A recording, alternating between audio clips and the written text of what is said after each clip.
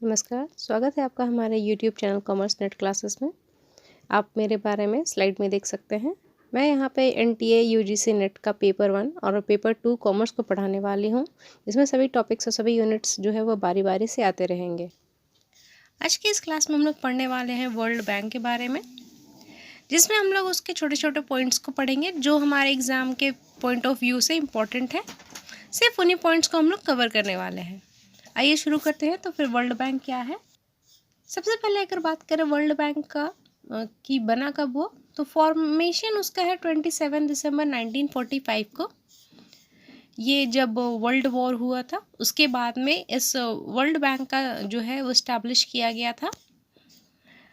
ये जो है एक इंटरनेशनल ऑर्गेनाइजेशन है। इसका पर्पस है इकोनॉमिक डेवलपमेंट, पॉवर्टी एलिमिनेशन, मतलब कि पूरे वर्ल्ड में इकोनॉमिक डेवलपमेंट करवाना और पॉवर्टी को एलिमिनेट करना मतलब कि हटाना और घटाने का काम करती है वर्ल्ड बैंक। इसलिए वर्ल्ड बैंक जो है गरीब देशों को जो है वो सस्ते में लोन दिया करती है।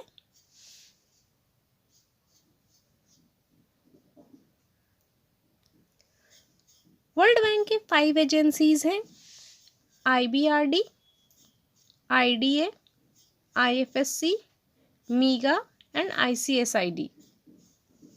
IBRD का फुल फॉर्म है international bank for reconciliation and development.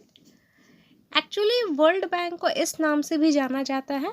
1945 में जो इस्टेब्लिश हुआ था वर्ल्ड बैंक का IBRD के नाम से भी जाना जाता है, तो इस नाम को भी याद रखिएगा। इंटरनेशनल डेवलपमेंट एसोसिएशन IDA जो कि बना था 1960 में। इंटरनेशनल फाइनेंस कॉरपोरेट जो कि बना था 1956 में, जिसको हम लोग IFSC के नाम से जानते हैं। मल्टीलेटरल इन्वेस्टमेंट गारंटी एजेंसी जो 1988 में बना था। ये लिटरली बना था ताकि लोगों को जो है वो दूसरे कंट्रीज़ में इन्वेस्टमेंट करने के समय में ज़्यादा परेशानी ना हो, उन लोगों को सिक्योरिटी देता है ये। International centre for settlement of investment dispute.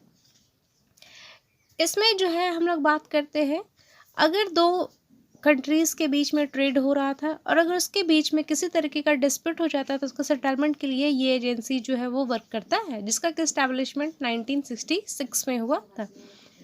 अगर आपको चाहिए होगा तो इन सभी का डेट याद करने का मैं एक छोटा सा निमोनिक भी आपको बता दूंगी, जो कि आपको बहुत हेल्प करेंगे सभी के डेट्स याद रखने में, क्योंकि ये मैच द कॉलम में आ जाता है कि आपको ईयर मैच करने के लिए आता है। एक साइड में नाम लिखा रहेगा इन एजेंसीज का, दूसरे साइड में इनके ईयर्स लिखे हुए रहेंगे और आपको उनको मैच करना होता है।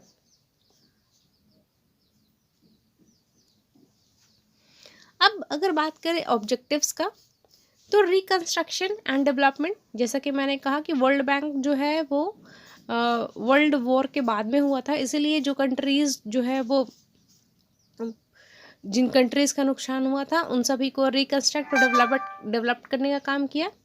इनकरेजमेंट टू कैपिटल इन्वेस्टमेंट को इनकरेज किया।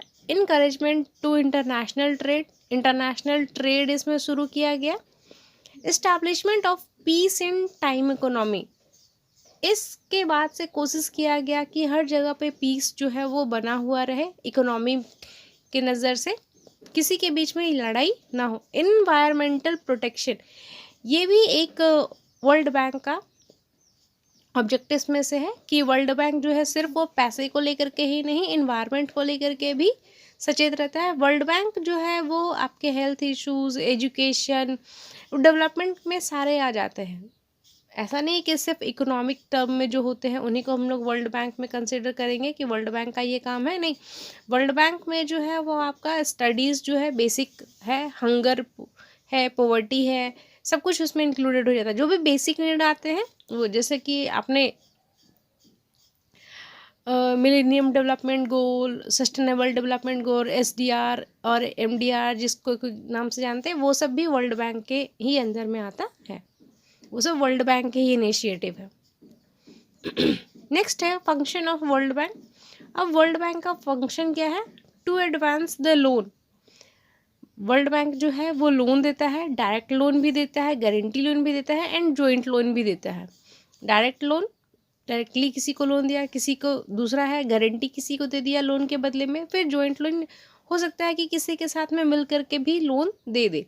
Special lending facility, special lending facility, structural adjustment facility and special action programme, ये इसके लेंडिंग के फैसिलिटी है। दो तरीके के, structural adjustment facility and special action programme. Technical assistance भी देता है, मतलब कि जिन कंट्रीज़ में टेक्नोलॉजी जो है वो पीछे चल रहा होता है तो वहाँ पे टेक्नोलॉजी को भी बढ़ावा देने का काम करता है वर्ल्ड बैंक। ट्रेनिंग, बहुत से चीज़ों में बहुत सारी कंट्रीज़ जो है वो पीछे है, तो उन सभी के जो मेंबर्स होते हैं उनको ये ट्रेनिंग भी प्रोवाइड करते हैं ताकि वो लोग आगे अपना डेवलपमेंट खुद कर सके। Management of the world bank, it means कि वर्ल्ड बैंक को अब मैनेज कौन करता है, तो इसमें बोर्ड ऑफ गवर्नर्स होते हैं। एडमिशन ऑफ न्यू मेंबर्स और टर्मिनेशन ऑफ न्यू मेंबर्स का काम ये लोग करते हैं। ये लोग क्या करते हैं कि न्यू मेंबर्स को एडमिट करते हैं और टर्मिनेट करते हैं। अगर कुछ मेंबरशिप में अगर कुछ फॉल्ट हो रहा है तो वहाँ पर टर्मिनेट भी होता है। Executive director, president, advisory council, loan committee, आप चाहे तो इन सभी के पर्टिकुलरली के सभी अलग अलग लोगों का नाम जो है वो ढूंढिए गूगल करके, और सभी के नाम जो है वो लिख करके नोट्स जो है वो क्रिएट कर सकते हैं कि बोर्ड ऑफ गवर्नर अभी वर्ल्ड बैंक के कौन है, एग्जीक्यूटिव डायरेक्टर कौन है, प्रेसिडेंट कौन है, एडवाइजरी काउंसिल अभी कौन है, लोन कमेटी में कौन कौन है, कितने लोग होते हैं, इन सभी को भी आप गूगल कर सकते हैं। टाइप्स ऑफ मेंबर, इसके दो टाइप के मेंबर होते हैं, original member and ordinary member. Original member जो इनके इस्टेब्लिशमेंट के समय में थे, ऑर्डिनरी मेंबर फिर बाकी जो बाद में आते हैं। इंडिया जो है वो इसके ओरिजिनल मेंबर्स यानी कि फाउंडर मेंबर्स में से एक है। Resources of World bank fund, अब वर्ल्ड बैंक का पैसा जो है वो आता कहाँ से है। 2% of subscription to be paid in the gold और यूएस डॉलर।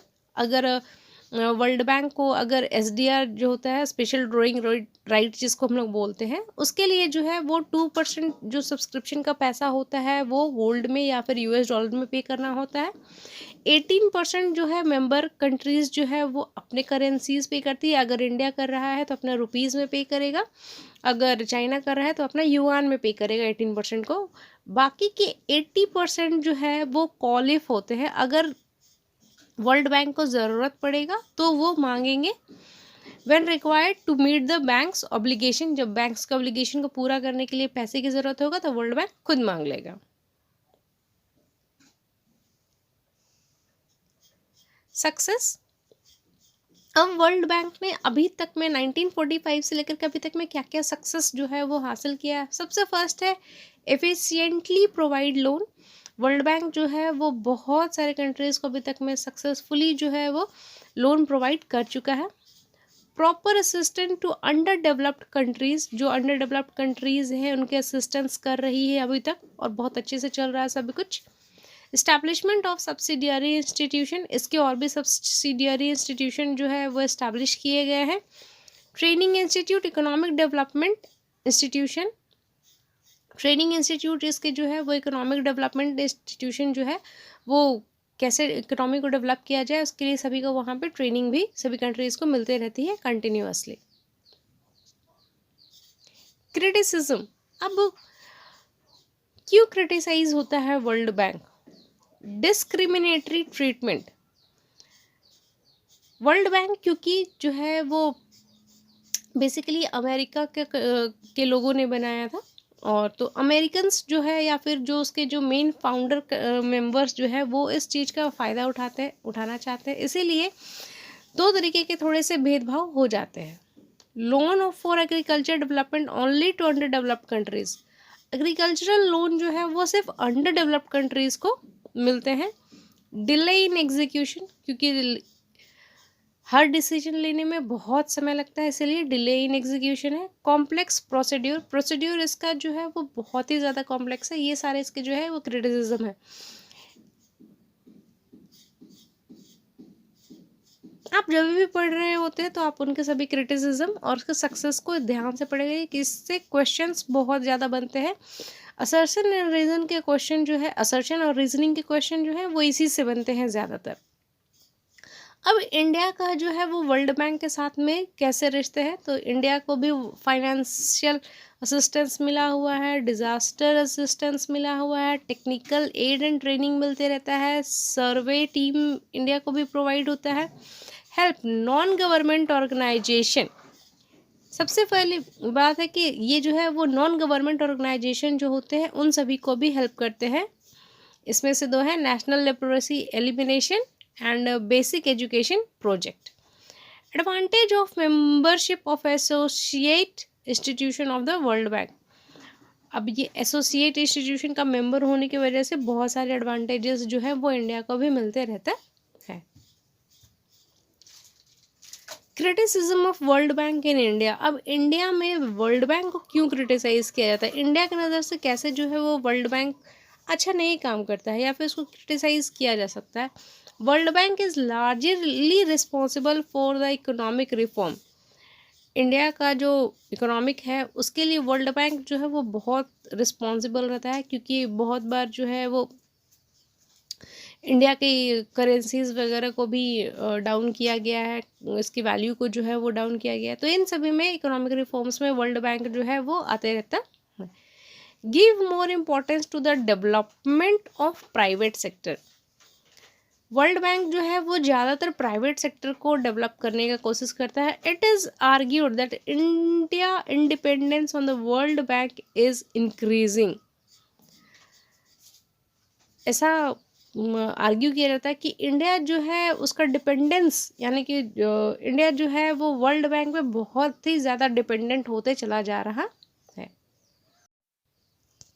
आज की क्लास के लिए इतना ही, बाकी के आगे नेक्स्ट टॉपिक जो है वो मैं अगले क्लास में लाऊंगी। तब तक के लिए सब्सक्राइब करें, लाइक करें, कमेंट करें कि आपको किस नए टॉपिक पे वीडियो चाहिए। Keep learning, keep growing, and thank you so much for watching the video.